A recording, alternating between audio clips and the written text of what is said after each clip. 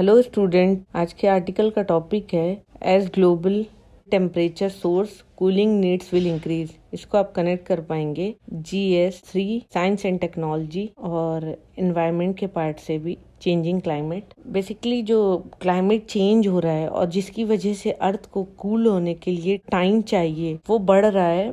और rising temperature की वजह से जो वर्ल्ड्स में हो रही हैं प्रॉब्लम्स, जैसे कि बहुत ज़्यादा बारिश हो रही है, या एडेप्टेशन की जो डिमांड है कि होने वाले एटमॉस्फेरिक चेंजेस या क्लाइमेटिक चेंजेस की वजह से जो एडेप्टेशन की ज़रूरत है अभी। तो देखते हैं आज के आर्टिकल को। स्विट्जरलैंड, यूके, नॉर्वे में सबसे ज्यादा कूलिंग जो नीड है वो बढ़ेगी जब ग्लोबल मीन टेम्परेचर पास करेगा 1.5 डिग्री से बढ़कर 2 डिग्री सेल्सियस तक पहुंच जाएगा अबव प्री इंडस्ट्रियल लेवल के। और ये रिपोर्ट पब्लिश हुई है नेचर सस्टेनेबिलिटी में। फाइंडिंग ने और भी कुछ सजेस्ट किया, जिसमें सब सहारन अफ्रीकन कंट्रीज हैं, वहां पर जो कूलिंग रिक्वायरमेंट है वो सबसे ज्यादा होगी। पेरिस एग्रीमेंट का एम था कि ग्लोबल मीन टेम्परेचर है उसको लिमिट कर दे 1.5 डिग्री सेल्सियस पर। बढ़ते हुए टेम्परेचर से ऑलरेडी सबको ही पता होगा कि जो कूलिंग डिमांड है वो बढ़ गई है, और 2050 तक जो एनर्जी रिक्वायर्ड होगी कूल करने के लिए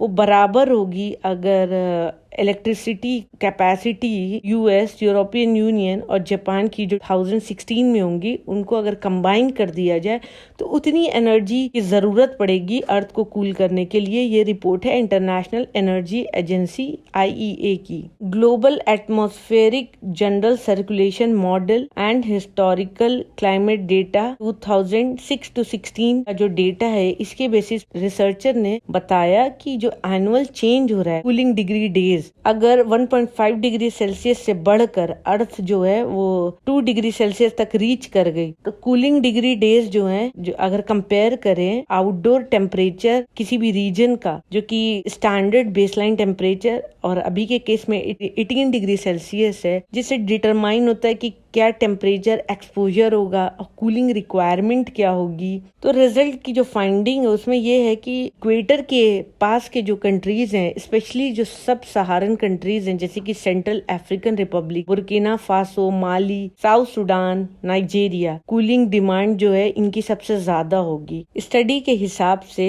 जो रिलेटिव चेंज है कूलिंग डेज का, CDD का, वो दिखाता है कि जो ग्लोबल नॉर्थ है, Switzerland, UK, Scandinavian countries, Austria, Canada, Denmark, Belgium, ये ट्रेडिशनली सबसे ज्यादा यहाँ पर टेम्परेचर जो होता है वो कूल होता है। और ये सारी जो कंट्रीज हैं इनमें सबसे ज्यादा रिलेटिव इंक्रीज होगा। नंबर ऑफ डेज जो रिक्वायर होंगे कूलिंग के लिए रिलेटिवली यहाँ पे सबसे ज्यादा होंगे। 8 आउट ऑफ 10 यूरोपियन कंट्रीज जो हैं वो रेडी नहीं है हाई टेम्परेचर को फेस करने के लिए, और जिस स्केल का एडेप्टेशन रिक्वायर्ड होगा उसके लिए अभी प्रिपेयर नहीं है। और एडेप्टेशन के साथ साथ हीट रेजिलियंस भी चाहिए। ऑथर ने ये भी नोट किया कि अनसर्टेनिटीज है बढ़ते हुए टेम्परेचर को लेकर अलग अलग कंट्रीज में, और क्या उनका रोल होगा, और जो भी पैरामीटर्स हैं क्लाइमेट के, जैसे कि ह्यूमिडिटी, उस पे अभी रिसर्चर ने अपनी सर्टेन फाइंडिंग नहीं बताई है, और किस तरीके से वो रोल प्ले करेगा क्लाइमेट में, उस पे अभी कुछ सर्टेन नहीं है। कंक्लूजन में यही कहा है कि